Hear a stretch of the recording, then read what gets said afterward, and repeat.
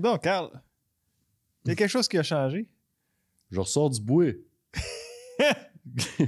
Comme mon chumé, Louis.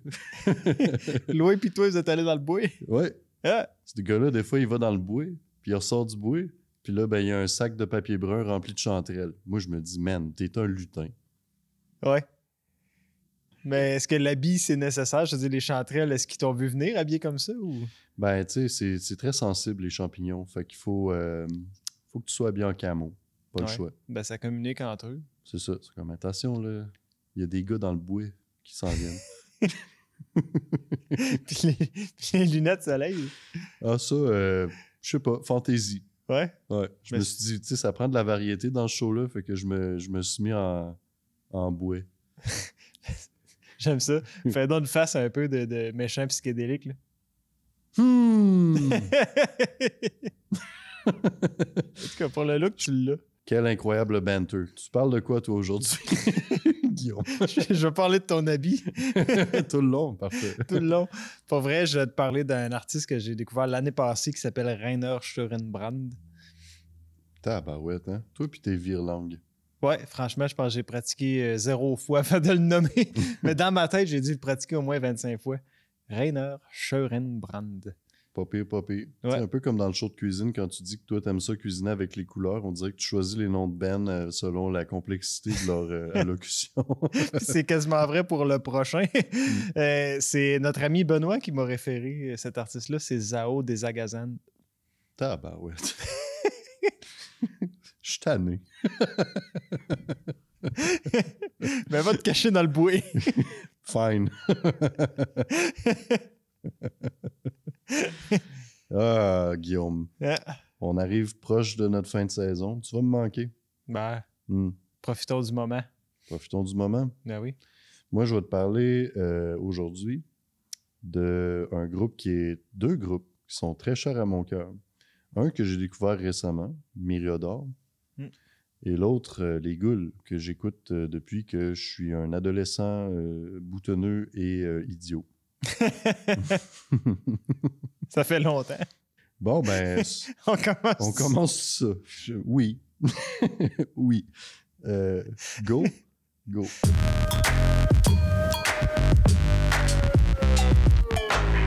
Qu'est-ce que tu disais?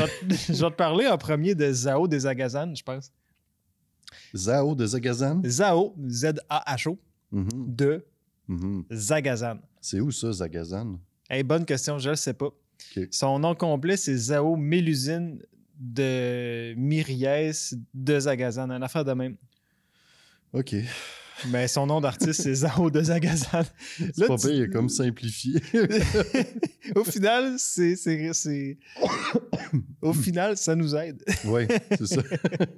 C'est une artiste française. Ah, OK. Mhm. C'est français. Fait que Zagazan, c'est en France, quelque part? Probable. OK. Franchement, j'ai aucune idée c'est où. C'est notre ami Benoît Meuret et collègue en plus qui nous dit, qui est venu me voir puis qui me dit Crime, j'ai un artiste vraiment cool, là, des textes super trippants. Si ça vous tente d'en parler aux babines, mettons qu'il vous manque d'artistes à nommer, à parler. Zao de Zagazan. Il me donne ça. Puis ben, Crime, j'ai plongé. Je me suis dit, let's go. Genre, je la mets sur la liste, puis je la connais pas du tout.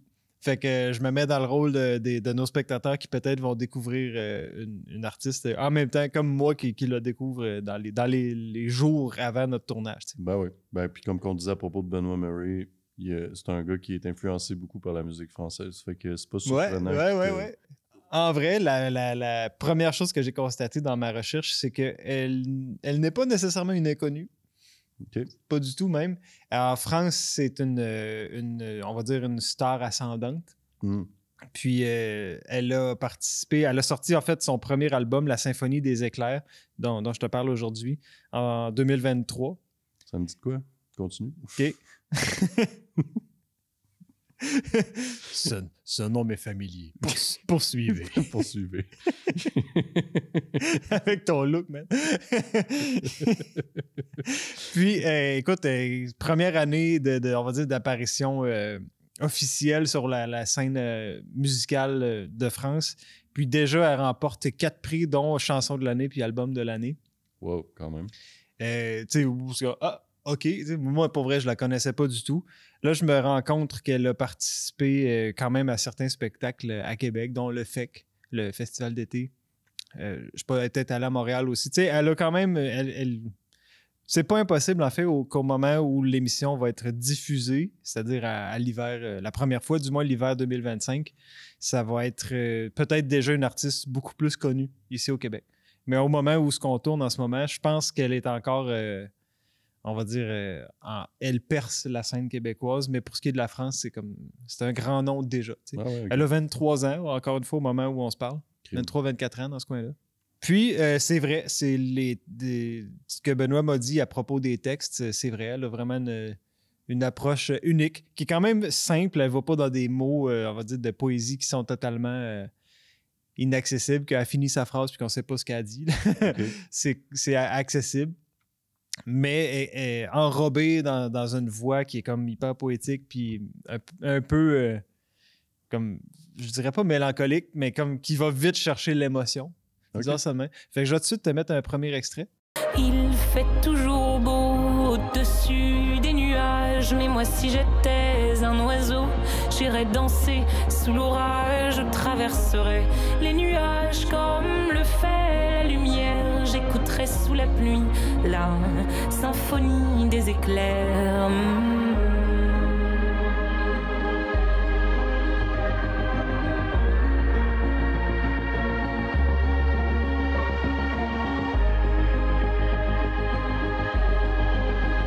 Dans le fond, pour vrai, là, comme j'ai dit, moi, ça fait quelques jours que je connais l'artiste par rapport au moment du tournage. Puis ce que je décrirais, c'est que c'est un bon mélange entre, disons, chansons françaises revisitées aux thématiques modernes avec une ambiance électro. Ouais. Fait qu'on est dans de l'électro, chansons françaises, puis dans des contextes 2024. Là, on n'est plus dans les années... d'autrefois. Donc, tu sais, c'est une femme elle-même, elle se décrit comme une artiste se disant queer. Okay.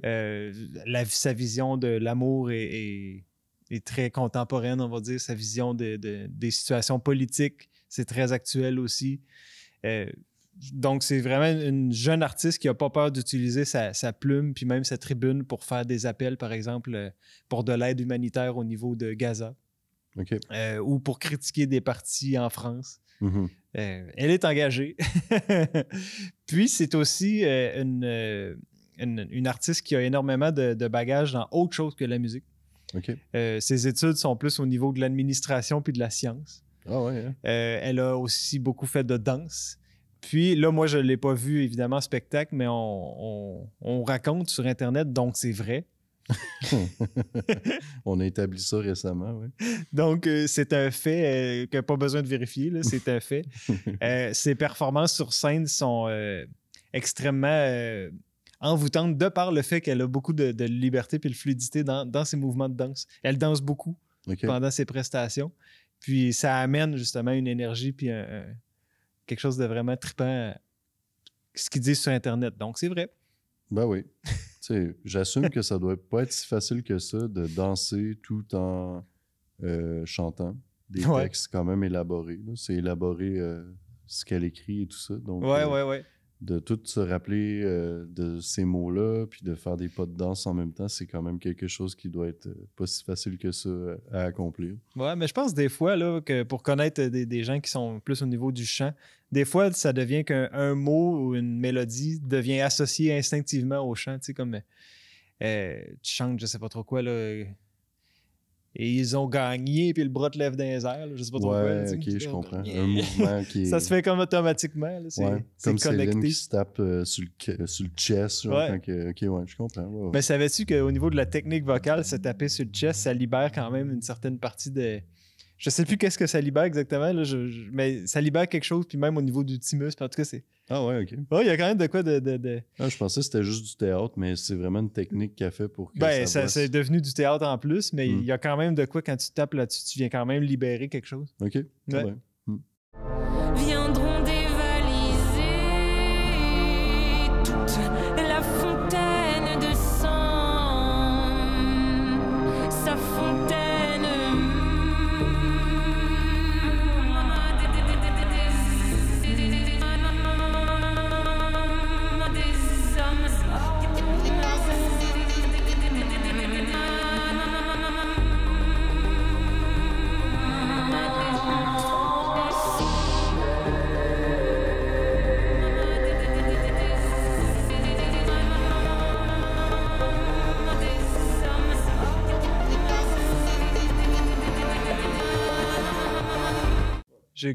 très volontairement choisi cet extrait-là. C'est l'ouverture de l'album, littéralement, de la Symphonie des éclairs. Puis on est déjà dans un environnement quand même atypique. J'ai choisi cet extrait-là volontairement parce que c'était le fun de voir. Tu sais, elle parle d'une fontaine de sang. Honnêtement, j'ai pas approfondi à savoir de quoi elle parle nécessairement. Je le sais pas. Mais qu'elle aille autant dans une exploration avec sa voix, puis qu'on tombe dans de l'électro, puis il y a des bonnes basses, Carl. Oui, je l'ai entendu. Puis l'usage, c'est ça, de sa voix, puis qu'on est comme, c'est littéralement déjà transporté dans un univers parallèle. Puis après ça, quand l'album se poursuit, là, on tombe vraiment plus dans un monde plus poétique, un peu plus, comme je te disais, qui est descriptif de certains éléments ou événements ou émotions. Mais la première pièce, souvent, est quand même importante. Moi, je suis encore un peu old school. Là. J'aime ça écouter l'album et non la toune. Puis souvent, c'est ça qui est le fun, c'est que la première pièce, elle t'amène vraiment dans l'ambiance. Tu sais. Elle te met quelque part dans un état X. Puis de là se découle le reste de ton appréciation du reste de l'album. Puis là, lui, nous amène tout de suite dans... Tu sais pas à quoi t'attendre, tu sais. Ouais. Tu le sais pas où est-ce qu'on s'en va. Fait que ça, j'ai aimé ça beaucoup. Puis il y a quand même un aspect comme théâtral. Je sais pas ça en performance live, comment c'est performé ce genre de pièce-là. Est-ce que c'est une séquence qui joue puis elle est même pas sur scène? Tu sais, je sais pas. J'ai aucune idée. Ou elle est là puis elle le fait, mais d'une façon différente. Peu importe. Mais... Tu sais, j'imagine facilement les lumières très tamisées, puis on s'intériorise d'une manière, puis là, la deuxième tour d'appart, puis tout rouvre, puis go, là, la baisse embarque pour vrai. Puis, carrément. Peut-être même des projections vidéo au début, là, quelque chose de multimédia un peu. Il y a cette vibe-là aussi, tu sais, qu'elle se sert un peu justement de la technologie moderne, puis tout ça, mais dans un autre sens qu'une chanteuse pop, généralement, parce que c'est de la pop, dans le fond. Hein, c'est de la pop, oui. C'est ça.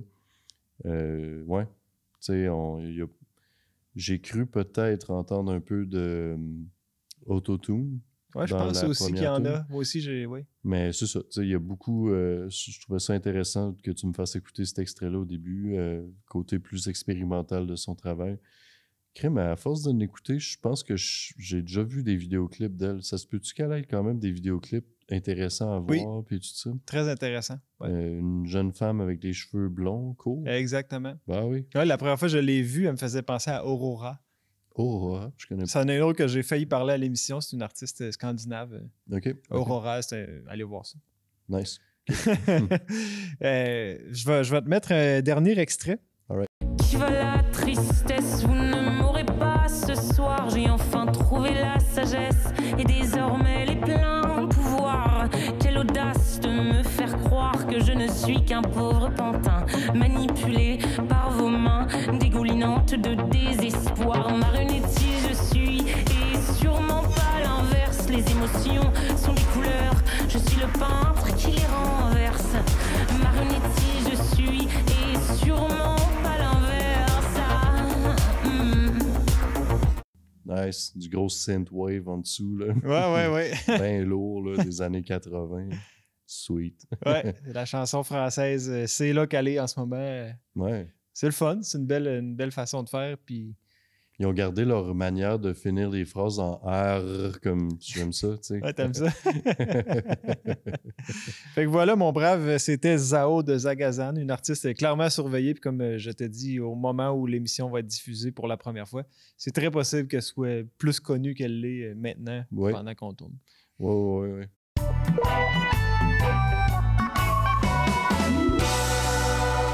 Toi, Guillaume...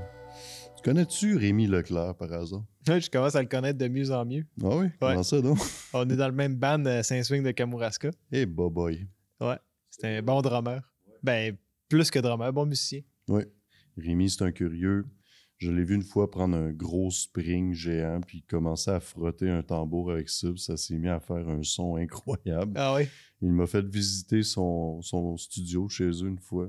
plein de patentes, de cossins, des tambours évidemment, mais des synthétiseurs, toutes sortes de choses. T'sais. C'est une personne qui habite dans le Bas-Saint-Laurent, Sainte-Hélène, puis qui est impliquée un peu partout dans le Kamouraska pour toutes sortes de projets. Il fait le son de toutes sortes de shows, principalement le Cirque de la Pointe-Sèche. C'est lui qui s'occupe de la sonorisation, etc. Il est dans Allochton, dont j'ai mentionné dans la première saison, une espèce de band de musique concrète expérimentale. Mais Rémi, dans le fond, son groupe, on va dire, auquel il a participé le plus longtemps, c'est Myriador. J'ai envie de faire découvrir ça aux gens, ceux qui connaissent pas. Qui participent encore, là, on s'entend? Oui, c'est ça. C'est un groupe qui date du début des années 80. Ça a été fondé en 1980, carrément. OK. Puis à l'époque, il y avait un mouvement qui s'appelait Rock in Opposition. Je sais pas si tu as entendu parler. Ça ne dit rien. Au Québec, là? Ou... C'était un mouvement mondial. C'est parti, en fait, de Londres. C'était un espèce de mouvement qui un peu protestait contre l'industrie de la musique puis les radios en général, parce qu'il y avait toutes sortes de groupes de musique un peu partout dans le monde qui étaient particulièrement prolifiques, intéressants à écouter, tu sais, vraiment quelque chose d'original, mais que pour des raisons souvent commerciales, n'étaient pas vraiment... Ils étaient boudés par l'industrie de la musique, on va dire. On parle beaucoup de groupes de prog, entre autres du jazz, fusion, des trucs un peu plus expérimentaux, etc. Ouais. Puis, essentiellement, ce mouvement-là a commencé, a plus culminé à on va dire, des festivals de musique qui démontrent un peu à l'industrie de la musique que si on invite des groupes comme ceux-là à jouer live, le monde va venir les voir. Mm-hmm. Fait que ça a un peu fait un pied de nez à l'industrie de la musique, la radio, qui refusait de produire ou de diffuser ces bands-là par peur que le monde change de poste. Okay. Fait que Rémi, lui, était drummer là-dedans, percussionniste finalement. Puis, ils ont à peu près 13 albums. Moi, je parle de leur album éponyme qui s'appelle Myriador. OK. C'est le 4e. OK, ouais. Je trouve ça cocasse parce que généralement, classiquement... C'est souvent le premier. C'est ça. C'est le premier album qui s'appelle le nom du band. Mais là, dans ce cas-ci, ils en ont fait 3 autres avant. Au début, je voulais parler de Cobra Fakir, qui est un projet plus récent, puis que j'ai en vinyle. Fait que je peux l'écouter plus, puis tout ça. Mais en écoutant un peu plus la musique de Myriador, cet album-là m'a particulièrement touché, marqué. C'est vraiment, on voit le mélange entre le prog, le jazz, puis des trucs plus ambiants aussi, de la musique de chambre. La musique de chambre étant, pour le public, là, simplement, on va dire quelque chose qui ressemble à de la musique classique, mais qui a été écrit pour des petits orchestres, de peut-être 5-6 personnes. Donc, il y a tous ces aspects-là dans cette musique-là et bien plus. Puis surtout, c'est un truc qui se développe depuis quand même, on parle de 40 ans. Oui, exact. Donc, la variété de sons que tu entends quand tu écoutes du Myriador est quand même importante. Fait que ça vaut à peine. Je dis pas que si tu aimes ce que tu vas entendre là, tu vas aimer tout ce que tu vas entendre parce qu'ils ont quand même beaucoup fait d'exploration, finalement. Ça reste un band qu'on pourrait considérer expérimental. Okay. Mais, mettons, si on le compare à Allochton, on est plus dans un univers connu de jazz, puis de prog, puis tout ça. T'sais. Ah ouais, OK. Fait que, plus dans mes cordes. Oui. Toi, tu dois connaître ça un peu déjà. Pas tant, non? Pas tant. Bon, je sais juste que ça existe. All right. Bon, Crime, je te fais écouter une tune live. Live?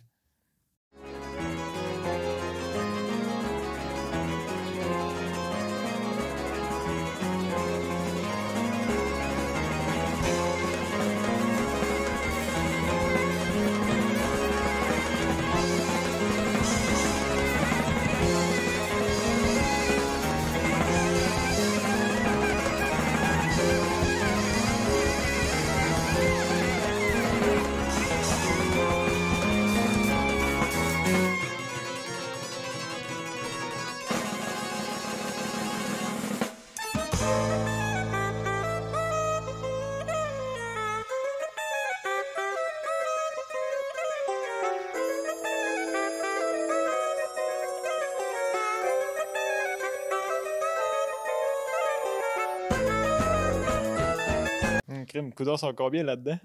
Ils sont 4. Mais il y a eu beaucoup de mouvements, là, plusieurs collaborateurs également, tout ça. Mais ouais, ils sont essentiellement 4 dans le band. Cette tune-là est particulière. C'est la dernière tune de l'album que je te fais découvrir aujourd'hui, l'album éponyme, qui s'appelle Moyen-Âge. C'est une tune qui dure, je pense, 9 minutes presque, tu sais. Puis c'est une tune qui a passé dans des magazines dans le temps où il y avait des CD qui venaient avec le magazine tout ça.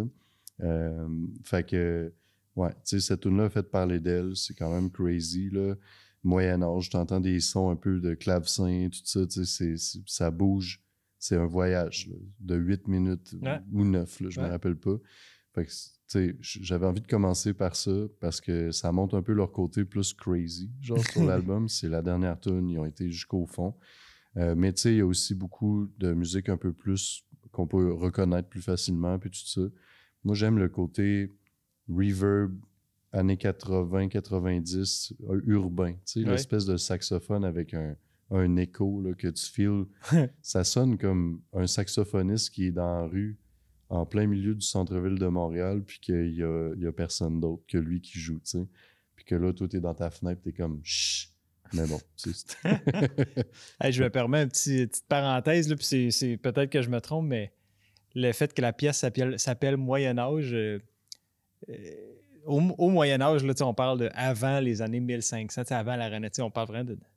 Ça fait longtemps. La musique qui était bien en vogue, c'était la musique polyphonique.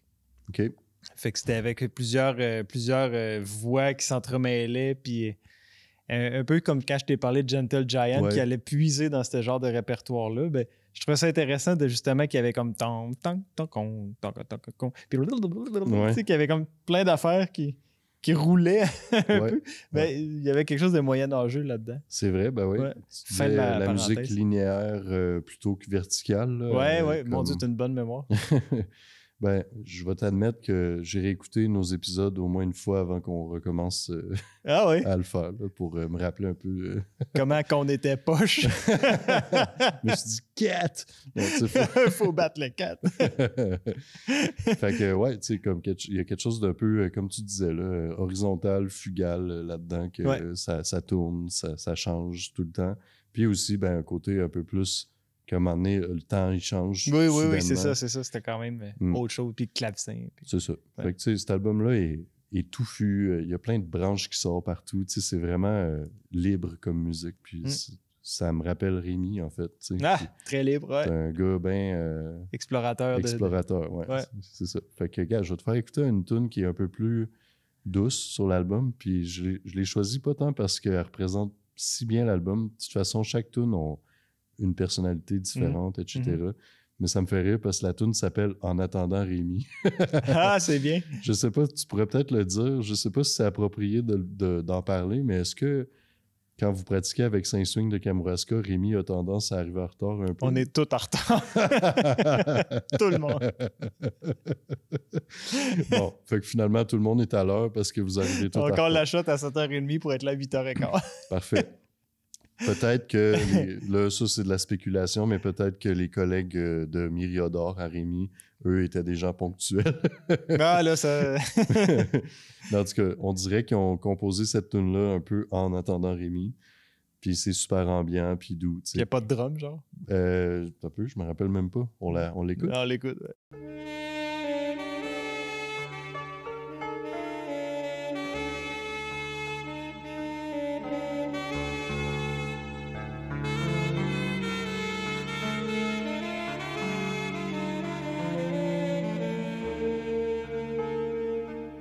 On se cachera pas qu'ultimement, on peut rentrer ça vraiment bien dans la case prog, je trouve. Oui, ben oui. Fait que, écoute, je t'en fais écouter une dernière. Quand j'ai été au camp musical là, cet été, l'été 2024, au camp jazz, je ne sais plus à qui j'ai parlé, mais tu sais, je parlais de mes projets, puis les musiciens de mon projet Saint-Swing, blabla. Le drummer, ouais, Rémi. Ouais, ben, tu sais, je voyais que l'autre personne à qui je parlais tripait un peu musique, justement, prog, puis tout ça. Fait que j'ai dit, Rémi, lui, il drum dans un band qui s'appelle Myriodor, puis l'autre, il était plus jeune que moi, c'était un universitaire en musique. Ah, puis, ouais. puis il connaissait ça, puis il a fait comme, il était impressionné, tu sais. Il était comme « Wow! » Tu sais, pour lui, je venais non seulement de nommer une légende ou tu sais, une sommité, mais en plus, je venais d'y dire que je jouais avec. Fait que là, il était comme « Mais mon Dieu, Seigneur! » mais tu sais, c'est drôle parce que, pour être bien honnête, j'ai jamais pris le temps trop de plonger dans Myriador puis d'écouter ça. Manque de temps. Puis en même temps, ben Rémi, quand tu le connais, il est tellement fin, sympathique, puis... Dans sa modestie, il te laisse pas paraître qu'il y a eu énormément de succès musical, que ce soit dans des projets comme emblématiques au niveau prog comme Myriador ou qui accompagnait Robert Charlebois pendant une certaine époque, ou des trucs de même. Il te laisse pas sentir ça du tout. Là. C'est comme « Hey, c'est le fun, je suis content de faire de la musique avec toi, let's go. » Puis... Ouais. Puis, tu sais, on discute avec lui, il est drôle, il est doux. C'est une personne comme on les aime, modeste, tout ça, qui est un énorme talent. Il y aurait bien des choses encore à dire à propos de ça, mais j'ai juste envie de dire aux gens, allez donc écouter la musique, tu sais. Puis, oui, Allochtone, Myriador, puis tout ce que tu veux. Oui, c'est ça. Là, on parle de Myriador en particulier, tu sais, que justement, tu as à peu près 13 albums à digérer.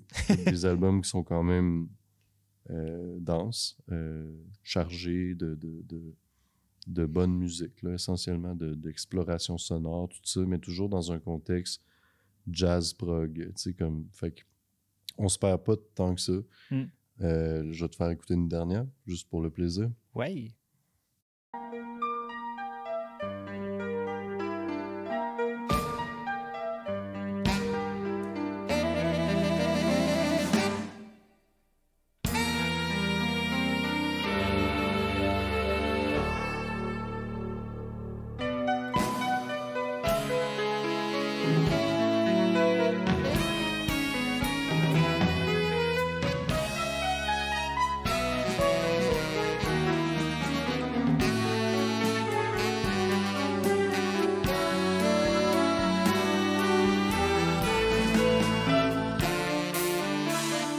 Fait que c'est ça. Ça, c'est l'ouverture de l'album. Donc, ça commence comme une plante qui pousse. T'sais. Ouais. Puis, c'est ça.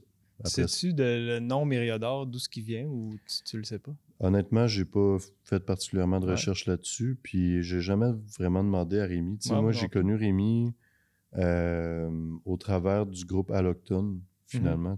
Fait qu'encore une fois, je voyais ce personnage-là, un gars très doux, très comme un peu gêné, puis tout ça, mais qu'il se met à drummer, puis c'est un démon, là. Sa face devient toute rouge, puis il commence à se défouler, là, puis tout Les lunettes fumées, ils apparaissent sur le visage. Fait que, tu sais, essentiellement, Rémi Leclerc, pour moi, c'est une personne qui habite dans le Bas-Saint-Laurent avec nous autres ici dans la communauté, qui est impliquée. Tu sais, je me rappelle, il me disait qu'il était venu ici pour un peu prendre sa retraite tranquillement, puis arrêter de travailler. Puis il dit que depuis qu'il est arrivé ici, il n'a pas travaillé autant depuis longtemps. On lui demande des affaires un peu partout. Hey, tu peux-tu sonoriser telle affaire? Hey, tu peux-tu faire du drum là-dessus? Finalement, il est toujours occupé. Absolument. Ouais, ça le garde jeune, ça le garde de bonne humeur, puis en forme. Parce que je pense que pour Rémi, s'il vient ici pour relaxer puis regarder le coucher du soleil, il va s'ennuyer de ses pitons puis de ses drums. Oui, assez vite, c'est ça. Fait que tant mieux pour mon cher Rémi. Puis salut Rémi.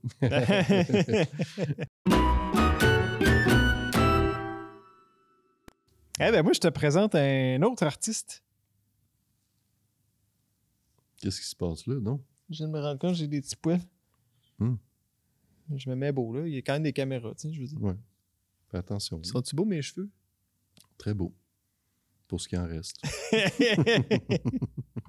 C'est bon. Hey, je te présente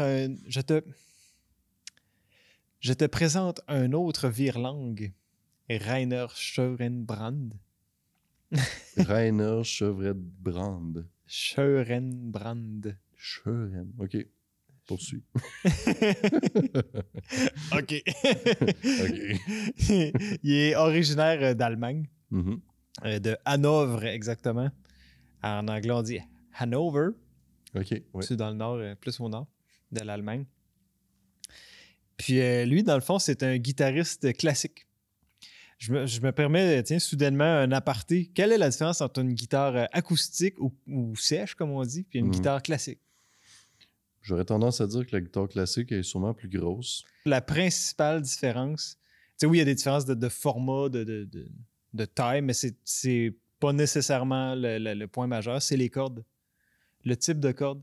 Les cordes de guitare acoustique vont être métalliques. Fait que les chansons qu'on entend, là, plus justement, tring, cring, cring, cring, cring, cring, c'est presque toujours des guitares acoustiques. Guitare classique, ça va être des cordes en nylon. OK. Ah oui. Fait qu'un son beaucoup plus feutré, souvent plus doux. Très souvent joué au doigt aussi. Tu sais, pour reconnaître un guitariste, c'est pas compliqué. Il y a une main sur deux qui a les ongles vraiment longs. Puis c'est un guitariste classique, là, comme typique, le même il traîne une lime. Là, je veux dire, les ongles d'un guitariste, c'est bien important. C'est pas des blagues. Ah ouais, c'est comme ses pics de guitare. C'est ses pics, ouais, c'est ça. Puis il joue avec tous ses doigts en même temps sur pas le manche, mais le... Ouais, ben, tu sais, c'est ça. Il y a sa main gauche, ben, disons qu'il est droitier, là, sa main gauche, pas d'ongles pour faire les notes, les accords. Puis sa main droite pour justement aller piquer les cordes. Puis en même temps, ben, tu peux faire toutes sortes d'effets. Puis il n'y a rien qui t'empêche de prendre un pic dans ta main. Un plectre en français. Puis de jouer. Un plectre? Un plectre. Ouais, en français, c'était un plectre. Ah ouais. OK, je savais pas ça. Tu sais, je n'étais pas prévu, mais fin de la petite parenthèse sur les guitares. Donc, Rainer, c'est un guitariste classique, corde en nylon. Formation classique. Mais je te dis tout de suite, on va pas dans la musique classique. C'est pas là que je m'en vais du tout. Mais lui, il arrive de cet univers-là. Donc, il a été formé au conservatoire en musique. Il est devenu un super guitariste de style musique classique. Et il a longtemps accompagné, même en tournée, on va dire mondiale, soit des chanteuses d'opéra ou d'autres musiciens de formation classique, musiciennes de formation classique. Puis, dans ces voyages-là, il y a eu, on pourrait dire, 2 révélations. La première étant, hey, c'est le fun, voyager. La deuxième étant, il me semble que ce que je fais ou ce que je sens que je peux apporter au monde via la musique versus ce que je fais, c'est-à-dire de jouer, par exemple, des cantates de Bach ou peu importe, je ne sais pas du tout qu'est-ce qu'il faisait. Ça correspond pas, c'est pas aligné, tu sais. Fait qu'il a tout lâché. Puis il s'est ramassé au Brésil. OK. Il a dit, moi, ça marche pas. Je me retrouve pas dans cet univers-là de musique classique. Pourquoi? C'est pas clair. J'ai pas trouvé d'informations à ce sujet-là. Mais il a été là-bas en une sorte d'immersion pendant 2 ans. Puis immersion avec la culture, mais immersion aussi avec des traditions, on va dire, un peu plus ancestrales, chamaniques, comme consommation d'ayahuasca. Ah ouais. Des trips un peu plus... psychédélique, là, on va dire ça comme ça.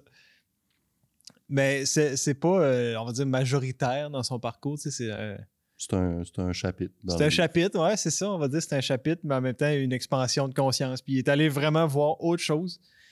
Puis à ce moment-là, au Brésil même, à Rio de Janeiro, il a enregistré son premier album, qui est ce que je te présente aujourd'hui, qui est Jardim. Je pense que ça se prononce Jardim. C'est un J, la première lettre. Ça veut dire jardin, littéralement.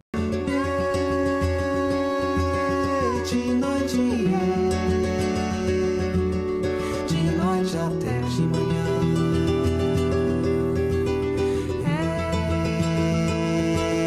eu ouvi cantar Paraná.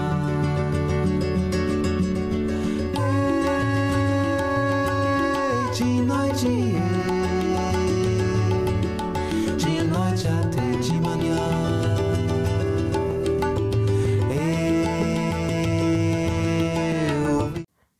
Hey, t'as bien écouté quand je t'ai parlé de raga, t'as reconnu les tablas tout de suite? Ouais.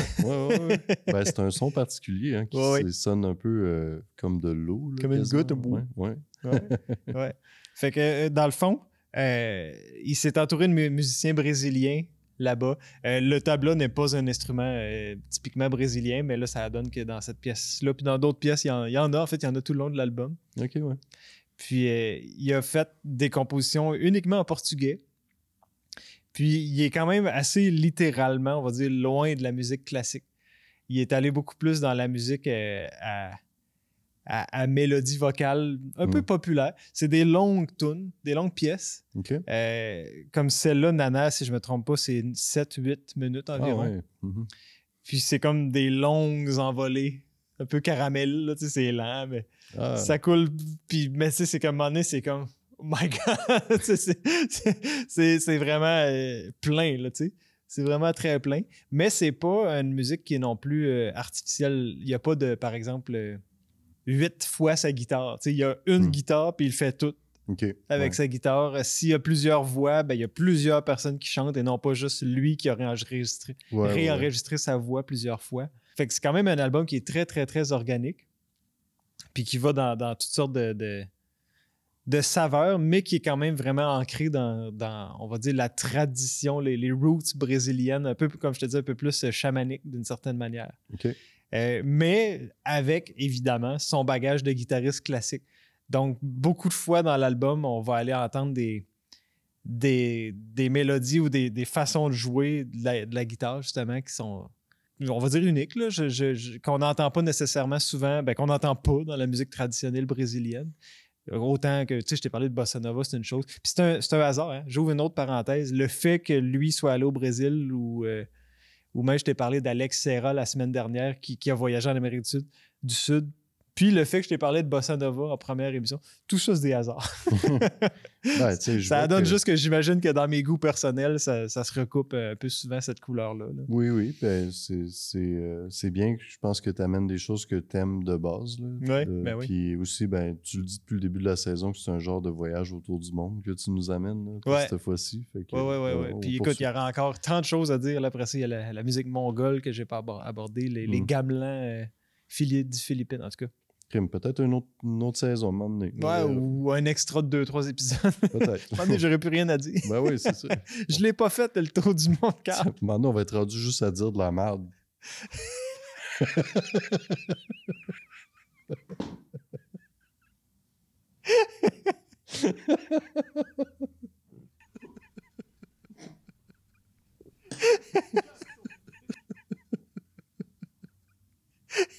Quatre sur 10.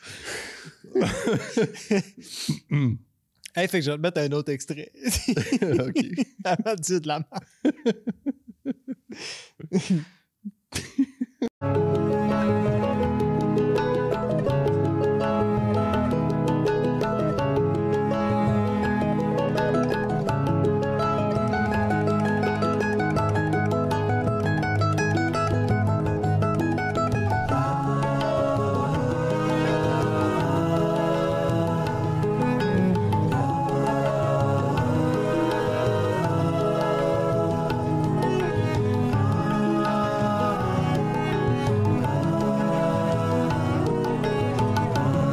Je trouve qu'il a réussi à métisser beaucoup la vastitude, on va dire, de la musique classique, puis un peu l'aspect cinématographique en même temps, qui vient quand même des fois naturellement avec la musique classique, puis en même temps, qui est une musique, on va dire, très populaire, très, j'ai envie de dire très terrienne. Tu sais, il y a quelque chose de très terre là-dedans, je ne sais pas comment l'exprimer autrement.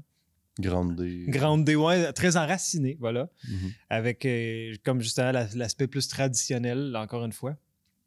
Puis avec l'instrumentation, tu sais, comme là, j'ai choisi cet extrait-là vraiment parce que on a comme des grandes lignes de violon, un peu comme qui ressemblent à des vagues ou à des ballons, qui passent de même.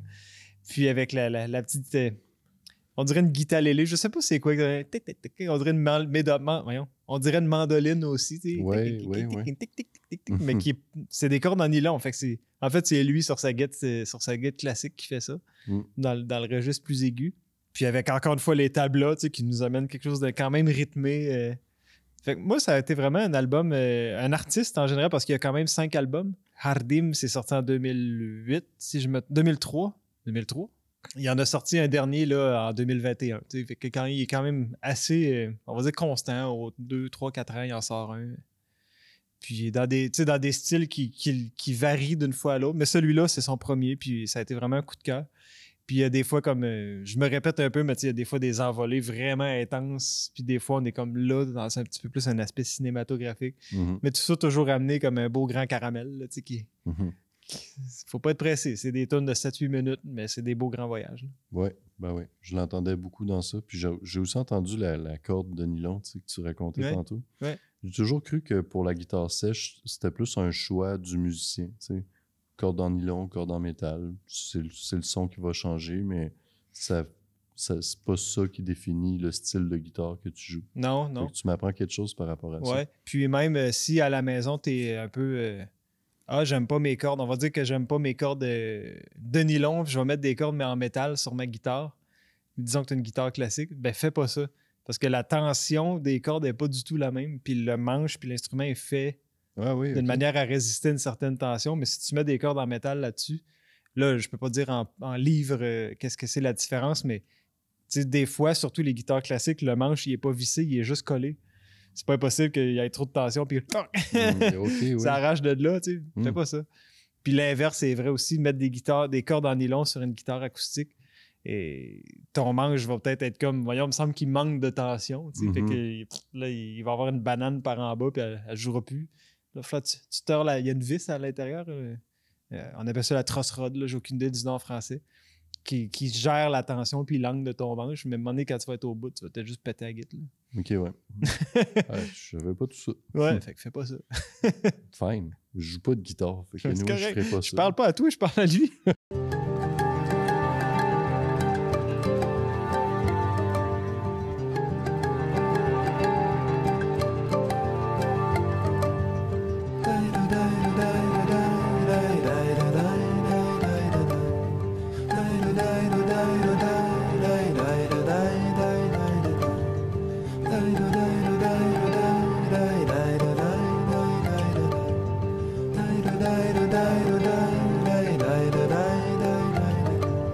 Nos agendas flores vimos uma luz nascer.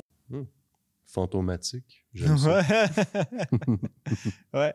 Il y a quelque chose dans sa voix hein, qui est quand même. Il y a quand même une voix, on pourrait dire, plutôt aiguë, plutôt ténor. Puis Mm.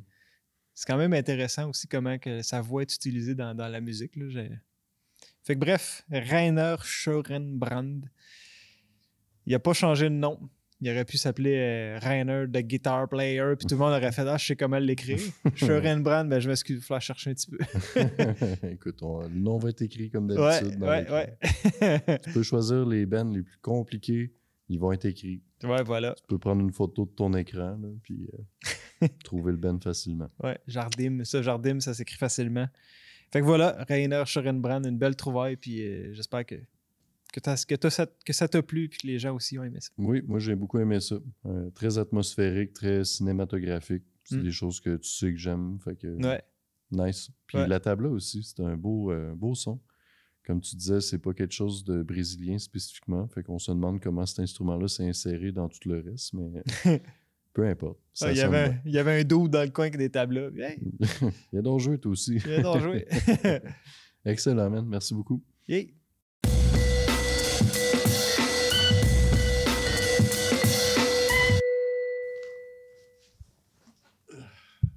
Fait que Guillaume, je fais pas souvent ça. Tu me vois tout le temps avec mes papiers, mes feuilles, tout ça.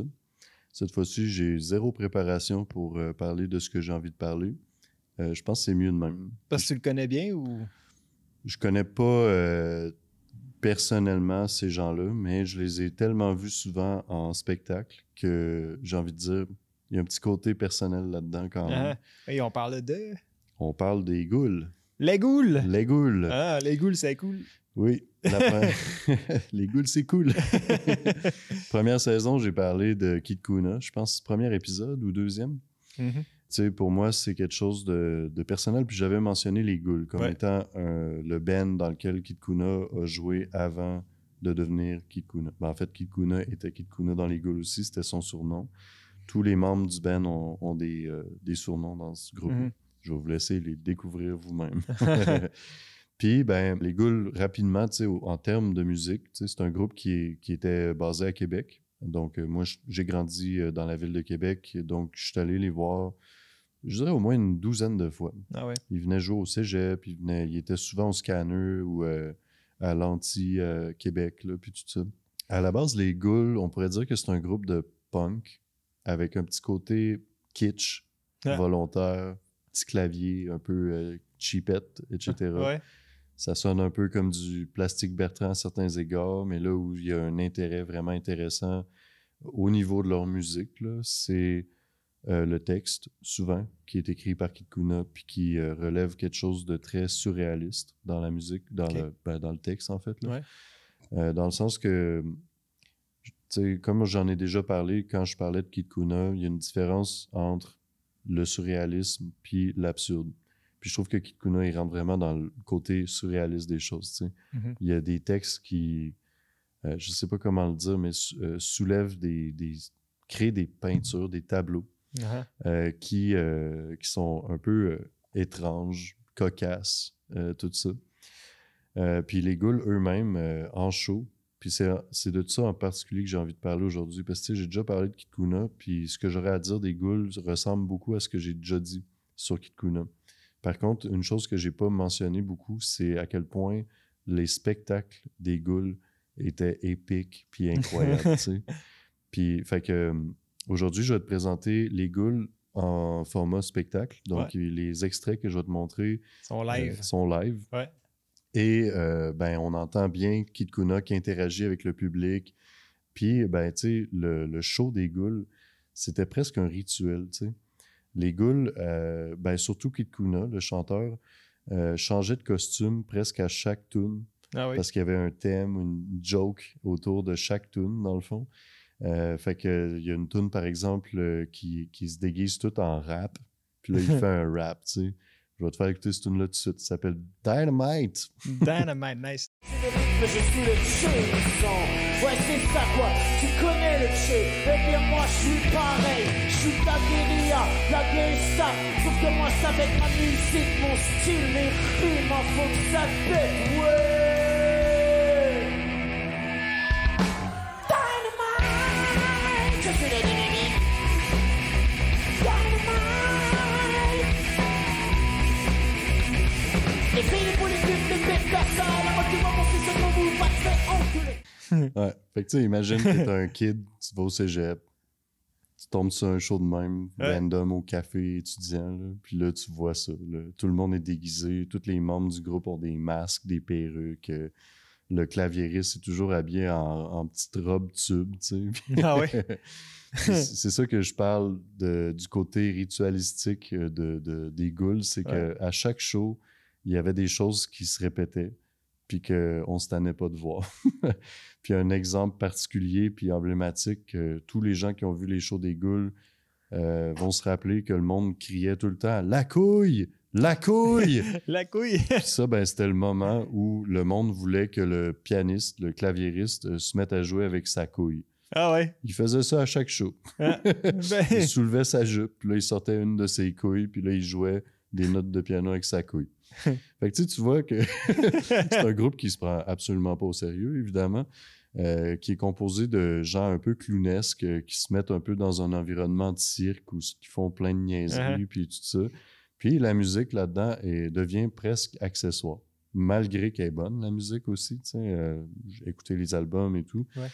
Mais je trouve que la version live, en personne, c'est imbattable par rapport à ça. Tu sais, un autre rituel qu'il y avait à chaque show, c'est la toune « Ville » qu'il utilisait toujours pour finir le spectacle. Tu sais, quand tu entendais le début de cette toune-là, tu savais que c'était la dernière puis que c'était fini après. Tu sais. Puis souvent, il expandait cette toune-là. Il expandait cette toune-là à l'infini. Tu sais, cette toune-là, finalement, des fois, elle durait comme 20 minutes. Puis, tu sais, c'est une toune bien simple qui est composée d'un refrain, d'un couplet, d'un refrain, d'un couplet, puis tout ça. Mais c'est une belle toune qui parle de la liberté que tu ressens quand tu rentres chez toi puis que le soleil est en train de se relever en pleine ville. Tu sais, I guess qu'il y a peut-être ça de lien entre les deux bands que je présente aujourd'hui, c'est que c'est deux bands qui sont plutôt urbains, là, qui sont situés en ville, puis qui parlent beaucoup de cette réalité-là, d'une certaine manière. Puis ça, c'est une toune qui est un petit peu moins, je trouve, surréaliste, elle est plus descriptive de ce que tu ressens, puis qu'est-ce que tu vis quand tu rentres chez toi le matin pendant que le soleil se lève après un party, quelque chose de même, tu sais. Je te mets ça. Une ville, c'est très beau, moi j'aime ça. Quand le matin, y a personne, pas de hâte, je suis tout seul. Sur un banc, il y a un chat, bâtiment immobile. C'est joli, les toits qui brillent, la chaussée réservée, comme si tout était fermé. Hey!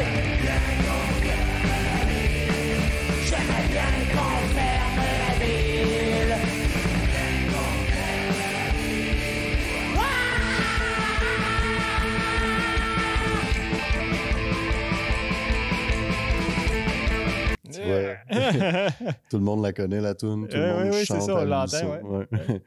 Il y a un petit côté quasiment Bérurier Noir à certains égards dans ce qu'il faisait, puis tout ça. Il y a un côté hymne. Hymne, oui, c'est l'hymne à l'ivresse du matin. Je sais pas trop comment le dire. Puis là, ben, tu sais, dans le rituel qu'il faisait à chaque fois, le chanteur Kid Kuna présente chacun des membres du groupe pendant qu'il y a cette espèce de pompe, là. On pourrait-tu dire que c'est une pompe comme... Non, c'est pas une pompe comme les manouches, mais... Ouais. En tout cas, le tout, à un moment donné, ça loupe, puis là, il commence à parler, mettons, du drummer, puis là, à un moment donné, le drummer se met à faire un gros solo par rapport. Ben oui, c'est ça. Puis le drummer était souvent déguisé en gardien de but, tu sais, comme si c'était... Il devait avoir chaud, le pauvre. Fait que, tu sais, mais ça faisait drôle, tu sais, de voir un gardien de but dans le fond de la scène, tu sais, qui joue du drum. Puis là, à un moment donné, il se lève, puis il se met à frapper sur ses cymbales n'importe comment, puis, tu sais, là... Chaque membre avait un move spécial, là, comme, je sais pas, comme une bande dessinée quasiment.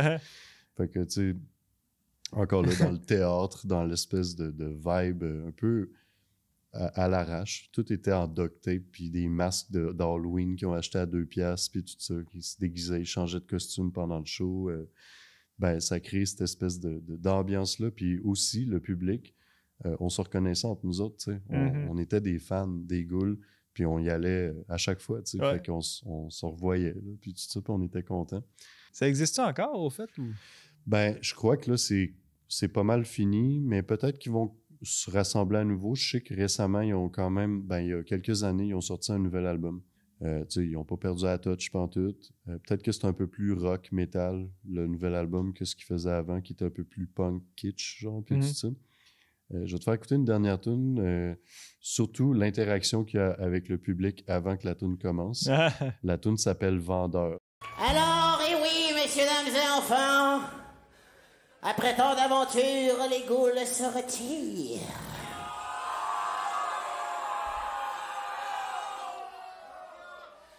Nous allons entrer sous terre, et c'est pas parce qu'on est disparu qu'il faut plus que vous achetiez nos patentes. Nous faisons un bon prix parce que nous savons bien évidemment que vous êtes pauvres, paumés et que vous errez à la recherche de sens et de joie depuis que votre mère vous a éjecté dans ce monde de marde dominé par les vendeurs. Vendeurs! Les musiciens ils étaient là, OK, il a dit le mot vendeur, 3, 4. C'est le fun. Ouais. Fait que tu sais, c'est ça tout le long. Presque chaque tune, il y a comme un petit moment humoristique avant ou après, tout ça. Le côté costume, justement, que là, ils se déguisent plus en vendeurs, puis ils commencent à vendre leurs patentes, mais de la manière la plus trash par rapport. Puis tout ça. Fait que... c'est un peu dommage parce que justement, comme tu as entendu dans cet extrait-là, c'est un album qui s'appelle La Fête des Morts. Puis c'est un peu l'album live qui a closé le band un peu. Après ça, il se retirait, puis Kid Kuna a commencé plus sa carrière solo à ce moment-là. Je pense peut-être qu'il avait commencé un petit peu avant. Ouais. Après ça, justement, ils se sont rassemblés plusieurs années plus tard pour faire un nouvel album. Qui, j'ai l'impression que c'est essentiellement Kid Kuna qui a pris des textes qui fitaient plus pour les Ghouls, puis qui les a mis dans un tas, puis il a fait « Hey les gars, on en refait tout ça », puis ils ont dit oui. Là. Fait que on peut peut-être s'attendre à ce que quelque chose d'autre arrive avec les Ghouls à un moment donné, mais c'est un des cas de « il fallait être là », je pense. J'avais envie de parler de ça. Je me sens nostalgique en écoutant ça. Ça me rappelle mes années de cégep. Puis, j'espère qu'il y a quelqu'un qui nous écoute qui va avoir vécu les mêmes expériences que toi, que ce soit à Québec ou peut-être ailleurs un peu, peu importe. Puis tu sais, les Ghouls, souvent, après le show, ils restaient puis ils jasaient. C'était pas compliqué. On se sentait proche d'eux autres. Il y avait de quoi de... C'était comme le band local de la ville de Québec où tu allais te défouler avec eux autres. Puis à chaque fois, il y avait des choses qui se répétaient, mais jamais de la même manière. Tu sais, des fois, ils réinterprétaient leur propre tune différemment. Comme une tune qui s'appelle Rigole, qui est très douce sur l'album. C'est toujours comme une rigole qui descend tranquillement. Puis à un moment donné, ils l'ont fait version ultra punk, tu sais, un peu comme The Locust, mettons. Là, tu sais, comme ils ont été trop loin. Là. Ouais. Puis, tu sais, ils jouaient tout le temps là-dessus sur étirer l'élastique jusqu'à temps qu'ils pètent. Puis là, ils font « Ah, l'élastique a pété. » Mais c'est ça, c'est une bande de clowns un peu, mais en même temps, des gens super sensibles, intéressants. Ben oui. Tu sais, Kid Kuna, à la base, il était travailleur social avant, puis travailleur de rue, en fait. Là. Si je me souviens bien, le bassiste est professeur de français au secondaire. Tu sais, comme c'est toutes des personnes qui, somme toute, ont une vie relativement modeste, mais qui montent sur scène, puis là, ben, il sort sa couille, puis il joue du piano avec ses testicules. Tu sais. Fait que voilà, les ghouls. Eh bien, merci. C'était une de tes meilleures présentations. Calique, hein? Ça finit bien cet épisode-là, mon cher Carl. Ben oui, je pense J'en que ai c'est même normal. oublié ton attricage. À vous, hein, on s'habitue finalement. Mais moi, je pense que je retourne dans le bois. Fais-moi d'un petit chin avant. Ah ouais, donc. Attends un peu, là. Avant, faut que je solidifie mon micro. J'ai peur qu'il tombe, tu sais. Ouais. Mais là, placé de même, tu t'aides pas. Ouais, attends un peu, là. Bon, OK. OK. On va mettre le fil comme ça. Bon. All right. Ah, Fait que je te souhaite une excellente semaine, mon cher Guillaume. c'est du travail à ton image, ça. Ben oui.